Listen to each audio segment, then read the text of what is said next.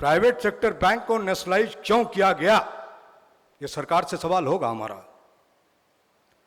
अगर private sector bank बहुत efficient है, प्रॉफिट मेकिंग है, तो 1969 से लेके अभी 2020 तक, यस बैंक तक 25 बैंक फेल क्यों किए प्राइवेट सेक्टर में, और किसने उनको बेल आउट किया? पब्लिक सेक्टर बैंक ने बेल आउट किया, इंक्लूडिंग लेटेस्ट यस बैंक। यह स्ट्रेंथ है पब्लिक सेक्टर बैंक का। प्रॉफिट की बात करते हो ना, आपने आगाह किया कि बिना प्रॉफिट के नहीं चलेगा। 2015-16 से लेकर 2019-20 तक लगातार लॉस दिया पब्लिक सेक्टर बैंक ने। मार्च 2020 में हमारा लॉस हुआ 26,016 करोड़। मार्च 21 में हमारा प्रॉफिट हो गया 31,817 करोड़। मार्च 22 में हमारा प्रॉफिट हो गया 66,736 करोड़। 109% का प्रॉफिट बुक किया आपने, और ये क्रेडिट आपको जाता है। 109% का प्रॉफिट किसी प्राइवेट सेक्टर बैंक ने नहीं किया, आपने किया है। आप एनपीए की बात करो, मार्च 2017 में एनपीए था 13.5%, मार्च 22 में एनपीए आ गया 5.9%। किसका कंट्रीब्यूशन है ये? किसका कंट्रीब्यूशन है? और अगर पब्लिक सेक्टर बैंक प्रॉफिट नहीं कर रही थी तो कौन जिम्मेदार है? चर्चा इसकी भी होनी चाहिए। अभी तो विस्तृत चर्चा होगी जब ये व्यू में मिलेंगे। अगर लगातार एनपीए हो रहा था तो उसके लिए कौन जिम्मेदार है? यहां हमारे कॉर्पोरेट मैनेजमेंट, जो टॉप मैनेजमेंट के लोग बैठे हैं, हु इज रिस्पॉन्सिबल? कौन जिम्मेदार है? Whether this employees are responsible? ये पब्लिक सेक्टर बैंक का बोर्ड कौन चला रहा है? क्या गवर्नमेंट डिजोन कर सकती है? जो डीएफएस के रिप्रेजेंटेटिव, आरबीआई के रिप्रेजेंटेटिव आते हैं, और जब 2008 में इंफ्रास्ट्रक्चर लोन के लिए पब्लिक सेक्टर बैंक को बाध्य किया गया, उस समय जो जितने इंफ्रास्ट्रक्चर आप देख रहे हो, जितने तरह का steel sector, coal sector, aviation sector, road, bridge, सब में पब्लिक सेक्टर का बैंक फंसा है। और सबसे बड़ा अगर पैसा किसी का फंसा हुआ है, पब्लिक सेक्टर बैंक का है। ये छोटे मोटे चीजों से एनपीए नहीं होता है। तो सिर्फ बदनाम करने से नहीं होगा पब्लिक सेक्टर बैंक। रिकवरी की बात करते हो, सिर्फ गवर्नमेंट अपने गवर्नेंस में एक चीज सुधार ले आया, रिकवरी का मशीनरी को स्ट्रिक्ट कर दे, इन्फोर्स कर दे, स्ट्रेंथन कर दे। मैं दावे के साथ सकता हूं, no private sector bank can match public sector bank. This is my challenge.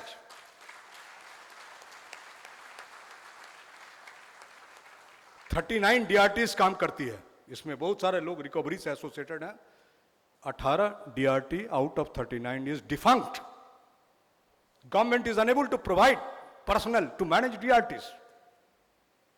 2016 में जब एनसीएलटी आया तो लगा एकदम बैंकिंग सेक्टर का चेहरा चेंज हो जाएगा, इतना प्रॉफिट होगा पब्लिक सेक्टर बैंक में, कोई बैड लोन्स होगा ही नहीं, सब रिकवर हो जाएंगे। स्थिति क्या हुई? आउट ऑफ 16 एनसीएलटी काम करती है पूरे कंट्री में, 63 पोजीशंस हैं, 34 पोजीशंस आर लाइंग वैकेंट। अरे सरकार, ये लोगों के पास गच्छो कि आपकी स्थिति क्या है। सिर्फ पब्लिक सेक्टर को, मैनेजमेंट को, गवर्नेंस को, बैड गवर्नेंस बदनाम मत करो और कुछ अच्छे लेखक को रखे हुए हो। Indian writers are writing less about public sector banks as compare to writers from Michigan, from Oxford. They are contributing what is happening in India because they have some time in India, so they can write well. Very good. Where gone our economists? Are they not realizing what is happening in this country? Are they not visualizing? भूल गए क्या? Demonetisation किसने successful करवाया? Sleepless nights we have given. हमारे cashiers, officers ने cash loss किया, chargesheet खाया, भूलना मत जाओ। कोविड में we have given, sacrificed our life. 1200 हमारे कर्मचारी, 1200 कर्मचारी have sacrificed life during the Covid. This is not my figure, it is the IBI reported figure. पूरे वर्ल्ड में जनधन के नाम से बना रहे हो, पूरे वर्ल्ड में the biggest financial inclusion in the world. सही बात है, 130 करोड़ में 46.3 करोड़ जनधन अकाउंट है, 45 करोड़ हैं पब्लिक सेक्टर बैंक और कुछ आरआरबीज के, बाकी only 1.3 crore of private sector bank, only 1.3 crore. Svanidhi योजना पूरे कोविड के समय में जिस तरह आपने रोजगार दिया, 10-10 हजार, सेकेंड स्टेज में 20,000, 50,000, हाँ, 98.3% contribution of public sector bank, only 1.77% of private sector bank. ये है स्वनिधि का हमारा रोल। आंकड़े बोल रहे हैं, चैलेंज करते हैं आप, क्या हम कर रहे हैं। आप लोगों को एहसास नहीं होता है इस बात का। क्यों नहीं होता है एहसास? जो आप कर रहे हो, मर रहे हो, फिर भी एहसास क्यों नहीं होता है कि what you are doing for the nation? Nation के लिए क्या कर रहे हो आप? उनको क्या करना ये मत सोचो। 14 जून को अग्निपथ योजना कैबिनेट में पास हुआ, 14 जून 2022 को बड़ा हंगामा हुआ। 16 जून 2022 को डीएफएस ने बुला लिया मीटिंग, हमारे बैंक सीईओज का, फाइनेंशियल इंस्टीट्यूशंस के अदर एग्जीक्यूटिव्स का। क्यों?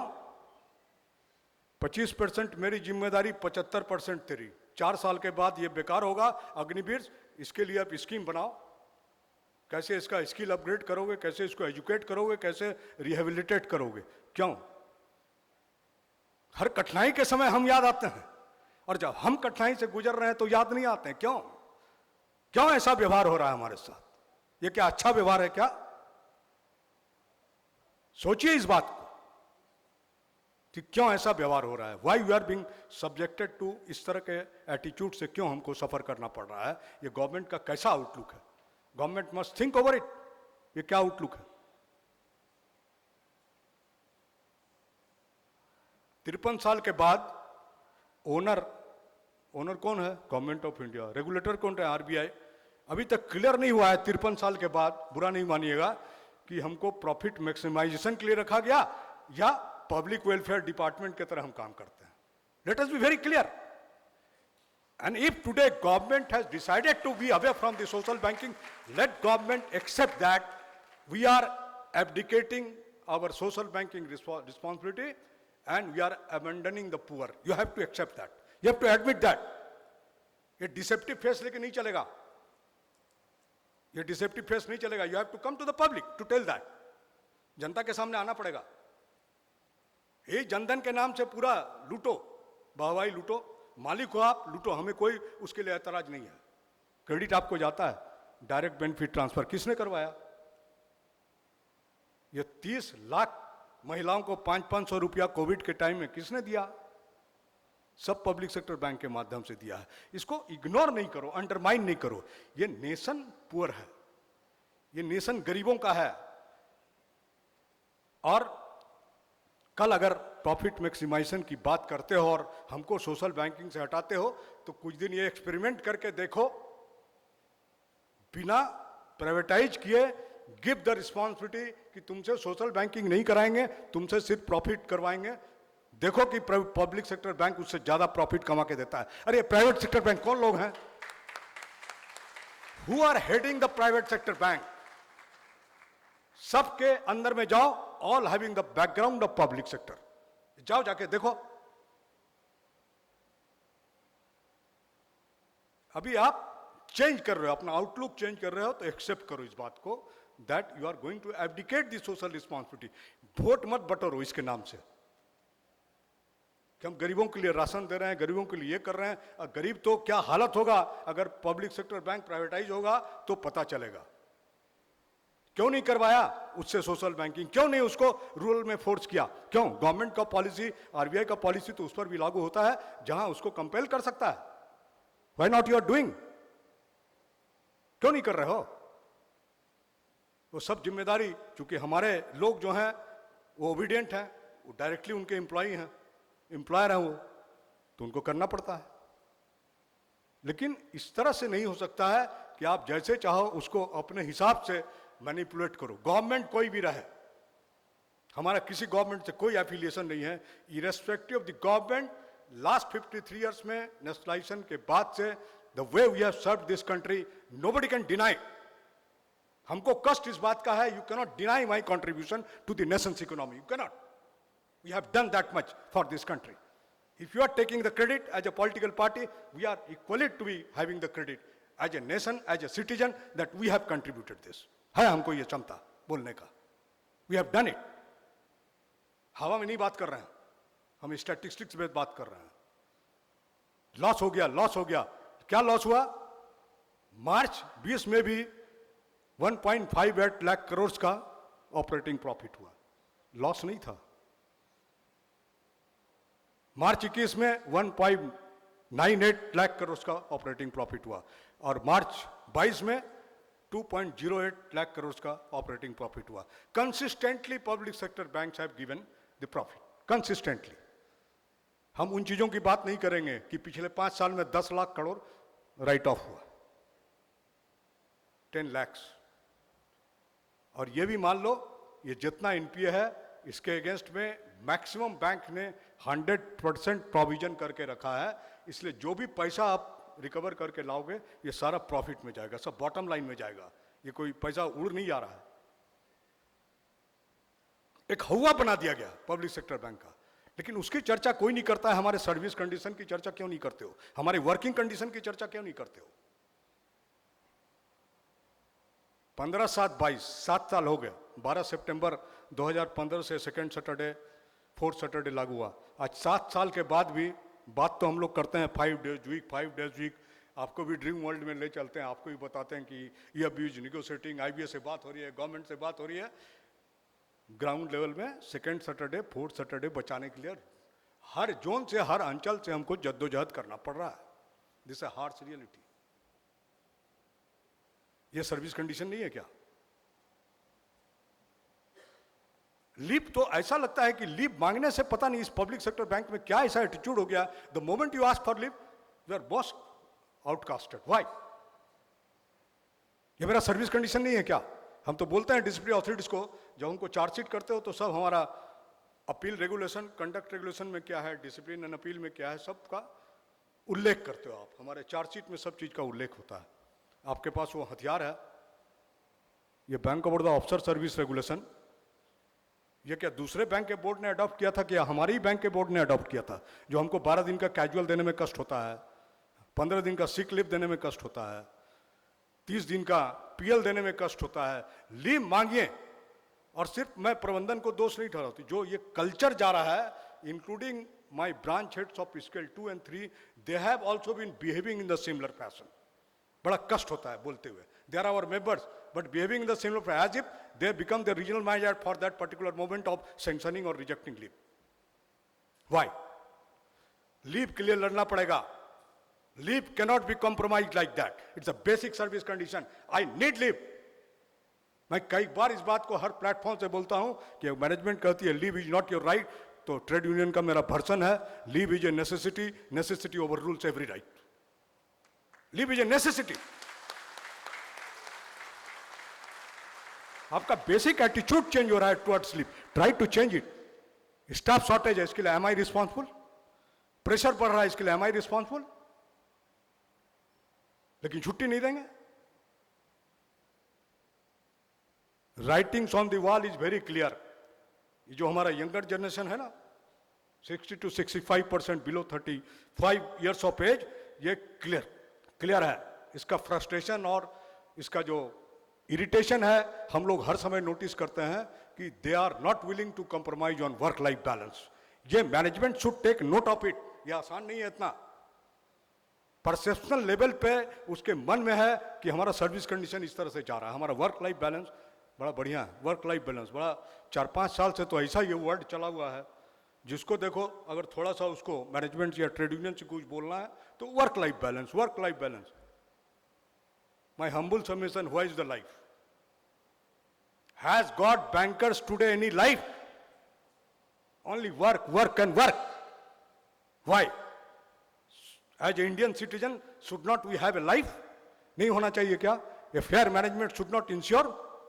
क्या होता है लाइफ? कुछ भी कर रहे हैं यहां पर, वो चर्चा आज निगेटिव चर्चा मैं कुछ नहीं करूंगा. Lot of illustrations have come to us. And we, our general secretaries as well as general secretary and me are totally working on it, that we have decided कि मैं डिग्निटी से कोई कंप्रोमाइज नहीं करूंगा। This is a basic line, नहीं करूंगा।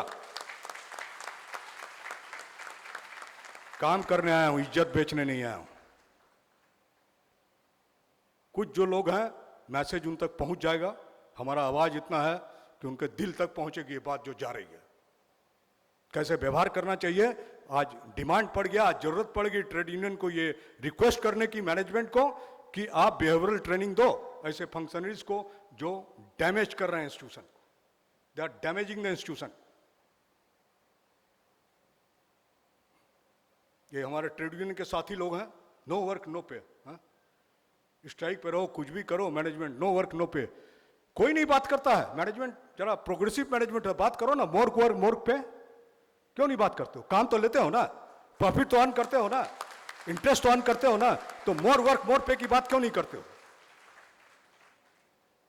काम करा लोगे, second Saturday fourth Saturday compensatory of नहीं देंगे, कंपनसेशन नहीं देंगे, लिख के भी नहीं देंगे कि तुमको आना है। क्यों लिख के नहीं दोगे? एसोसिएशन तो डिसीजन लेने जा रहा है, ऑलरेडी कम्युनिकेट कर चुका है। आप लिख के नहीं दोगे तो हम लिख के देंगे मेरे मेंबर्स को नहीं आने का। लिख के दो। कल कोई घटना दुर्घटना हो जाएगी तो हु विल सेव मी? कौन सेव करेगा हमको? आपका ये स्ट्रांग कैरेक्टर होना चाहिए। जब आप मैनेजमेंट चलाते हो तो आपको ये कैरेक्टर होना चाहिए। ये आपके लोग हैं, कोई दूसरे जगह से नहीं आए हैं, ये आपके लोग हैं, आपके साथ काम कर रहे हैं, इसी इंस्टीट्यूशन के लिए काम कर रहे हैं। और क्या बात करोगे इस संस्थान का जिसका philosophy of grow with the bank. 41 साल जनरल सेक्रेटरी रहे हमारे नायर साहब, 41 ईयर्स। ट्रेड यूनियन मूवमेंट में इस लेंथ का कोई जनरल सेक्रेटरी नहीं है, आगे भी संभावना नहीं है। ग्रो विद द बैंक एक ऐसा दे के गए हम लोग को पॉइंट कि हर समय हमको उसी दायरे में रह के सोचना है। एक और एक प्रिंसिपल दिया उन्होंने, अवॉइडेबल कन्फ्रंटेशन।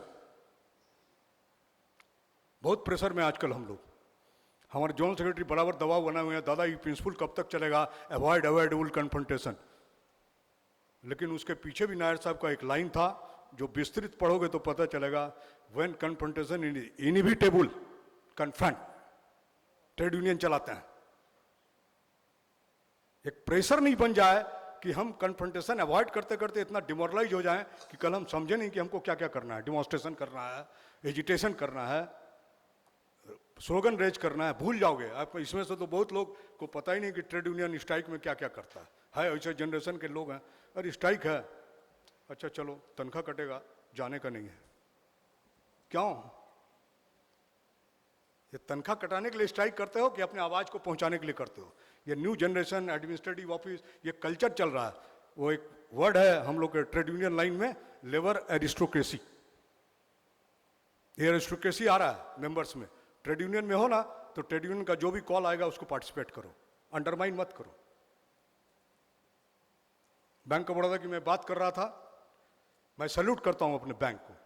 एक पॉलिसी चेंज किया, कंपल्सरेट अपॉइंटमेंट।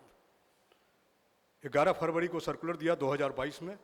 बाय नाउ 157 कंपल्सरेट अपॉइंटमेंट दिया हमारे बैंक ने, 81 फाइनेंशियल कंपनसेशन दिया। ये क्रेडिट का बात है। कॉर्पोरेट मैनेजमेंट में कोई ऐसा परेशानी नहीं है हम लोग को। We have no problem, we are meeting to them and they are responding to our calls. आपका इशू को लेके जाते हैं, बात करते हैं, कहीं कोई दिक्कत नहीं। ये नीचे में पता नहीं ये कल्चर अपने आप है या परकुलेट किया गया है या डिसेप्टिव है, समझ में नहीं आता। ये समझ में नहीं आता। एक जोनल मैनेजर का नाम नहीं देना चाहूंगा, जोनल किसी का नाम देना नहीं चाहिए। उनका पब्लिक स्टेटमेंट इसी तरह के मीटिंग में आया कि मैं किसी को 6 बजे के बाद बैठने नहीं बोलता हूं, मैं किसी से एक्सपेक्ट नहीं करता हूं कि वो संडे हॉलीडे है। एक जोनल मैनेजर का स्टेटमेंट है, माइंड इट। और उसी प्लेटफॉर्म से हमको बोलना पड़ा। I was compelled, looking to his sincerity and honesty of from the core of the heart, I told my members, ये इस जोन को एग्जाम्पल बना दो कि बिना दबाव के भी रिजल्ट हो सकता है। प्रूव दैट ये जोन सबसे अधिक रिजल्ट दे, प्रूव करो। अगर मैनेजमेंट नहीं बोलती है तो इसका मतलब नहीं है कि काम हमको अपने से नहीं करना है, मैनेजमेंट के बोलने ही से ही काम करना है। बैंक हमारा है, काम तो करना ही है। लेकिन आजकल बोलते हैं हम लोग ना, इतनी मॉनिटर्स की संख्या बढ़ गई, परफॉर्मेंस ब्रांचेस में घटते जा रहे हैं, मॉनिटर्स बढ़ते जा रहे हैं। क्यों ऐसा हो रहा है पता नहीं।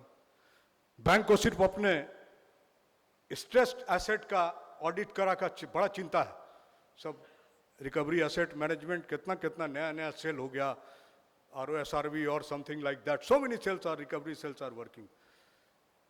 अरे महोदय, नंबर 1 से रिक्वेस्ट किया था, किसी दूसरे से नहीं। जरा हमारे इन साथियों का भी जो ह्यूमन एसेट है इसका भी स्ट्रेस ऑडिट करा लो ना। किस हालत में है इसका स्ट्रेस, कितना BP का मरीज है, कितना शुगर का मरीज है, ह्यूमन एसेट का भी स्ट्रेस कराओ, ऑडिट। जिम्मेदारी बनता है कि हर चीज में आपको रहना चाहिए आउटलुक। हमारे डिप्टी जोनल हेड साहब आज आए हैं और जनरल मैनेजर साहब अपरिहार्य कारणों से नहीं आ सके। मैं संगठन की ओर से आप सभी से निवेदन करूंगा, अंचल बहुत बड़ा है आपका, अंचल का बिजनेस फिगर भी बहुत बड़ा है, ऑब्वियसली टारगेट भी बहुत बड़ा है, एक्सपेक्टेशन भी बहुत बड़ा है।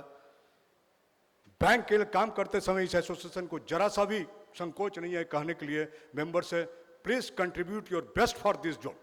This my appeal to all of you. Thank you friends, wish you best of luck, my best wishes, thank you very much.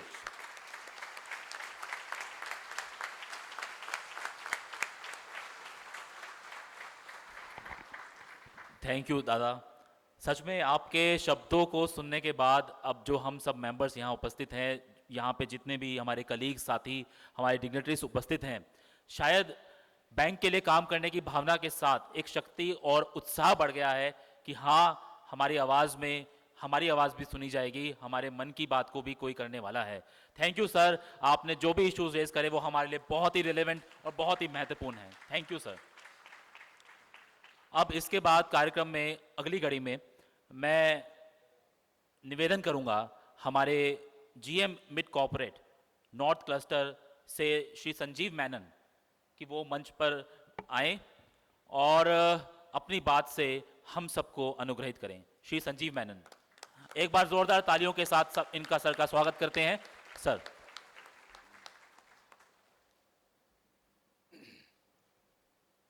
Mr. Makkar, Mr. Chatterjee, my colleagues, Mr. Ashwini Kumar, Gupta ji, Verma ji, my Barodian colleagues and friends from the banking fraternity. I am very happy to be a part of this 59th Foundation Day of All India Bank of Baroda Officers Association.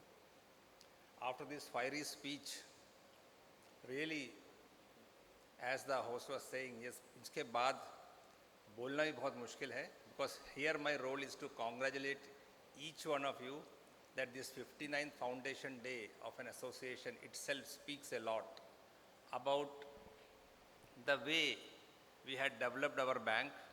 As he told in his speech, this grow with the bank is our motto. Yes, he used some sentences like character, which is again, because there are so many clappings, because all those things, whatever he was saying, it is something about for all of us.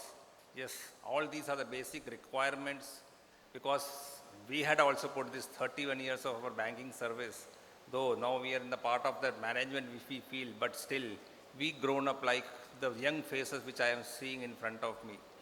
And whatever is spoken from this desk, from the dais by our leaders, really try to grab those things, because this is not just the time to clap, but to the part of the association. Just I was talking to Mr. Makkar, jokingly, though jokingly, he said, आज समय ऐसा आ गया है, हम खुद oppose करते हैं कि संडे में आके काम नहीं करना है, सैटरडे छुट्टी में आके काम नहीं करना है, और आज हम बाध्य हो गए हैं संडे को अपनी एसोसिएशन मीटिंग बुलाने के लिए। तो यस, वो दिन भी आए हैं, but these are the required time where wherever emergency comes, we work for the bank, and whenever emergency comes, we work for the organization like this. And this is, yes, ऐसा नहीं है कि एक संडे ख़त्म हो गया, but this is a well thought process जहाँ आपको और हमको समझने के लिए, because this is our big family, when due to this family only, our other part at home is staying.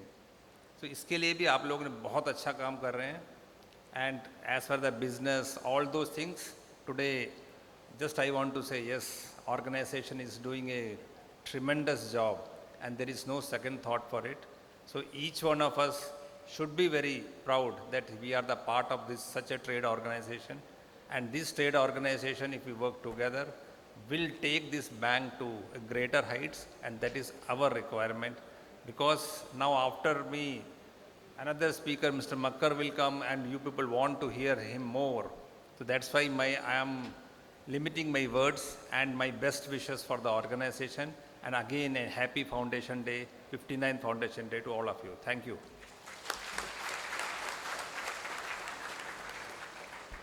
Thank you sir.